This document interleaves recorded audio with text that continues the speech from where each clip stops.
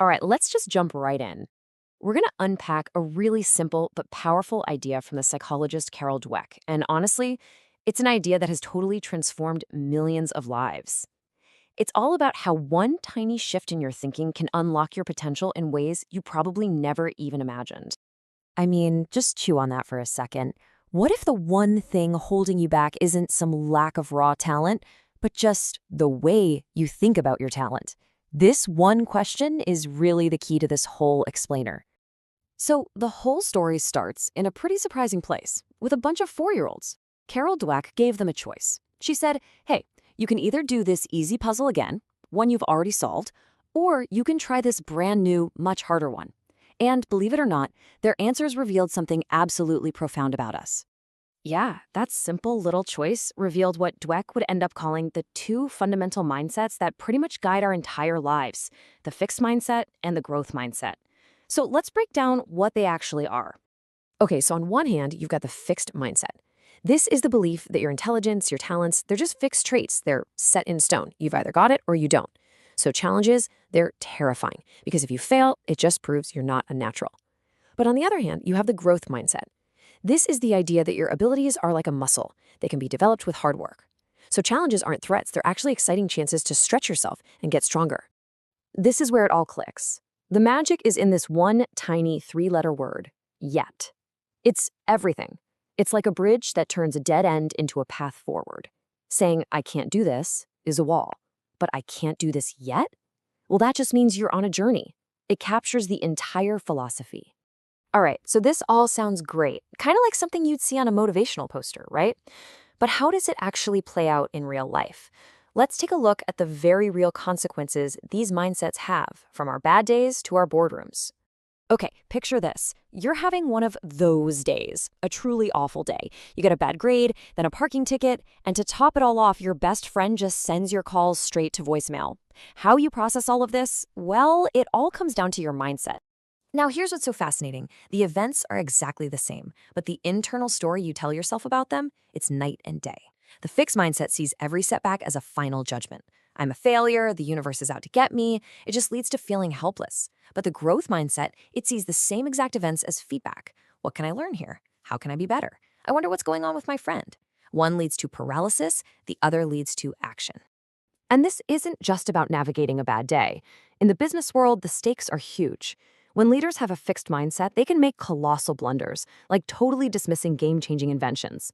They create these cultures of fear where nobody wants to take a risk because making a mistake isn't a learning opportunity, it's a personal judgment.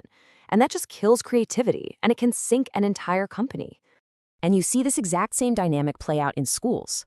A student with a fixed mindset gets a bad grade, and their first move is to protect their ego. Hide the test, blame the teacher, find someone who did worse. Anything to avoid the awful idea that maybe they're just not smart. But the student with a growth mindset sees that same score as useful information. They ask, okay, where did I go wrong, and who can help me understand this? One path leads to frustration, the other leads to real learning.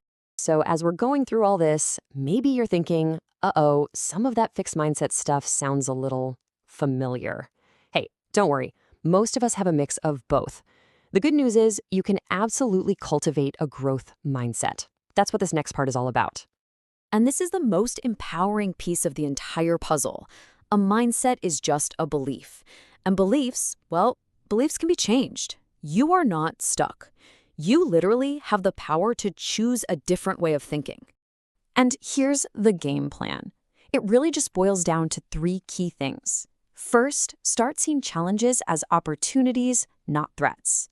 Second, when you get criticism, don't throw up your defenses. Instead, ask, what can I learn from this? And third, stop obsessing over perfection. Focus on the process, on the progress. Celebrate the effort, because that's the real win.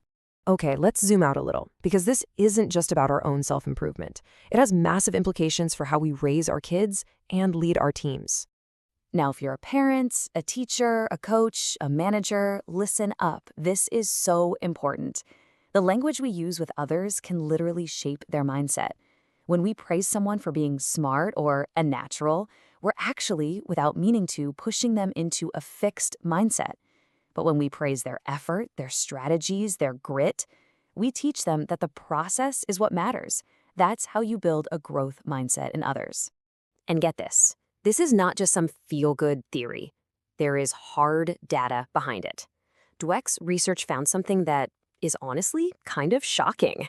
Praising kids for being intelligent makes them afraid to take on challenges where they might fail and lose that smart label, so they stop trying hard things.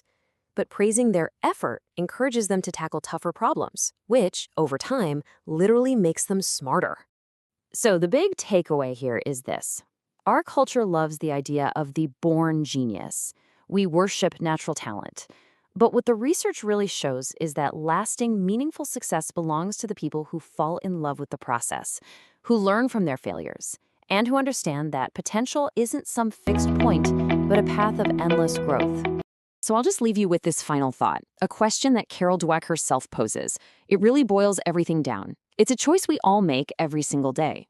Are you going to spend your energy proving how great you are, or are you going to spend it becoming even better? The choice is all yours.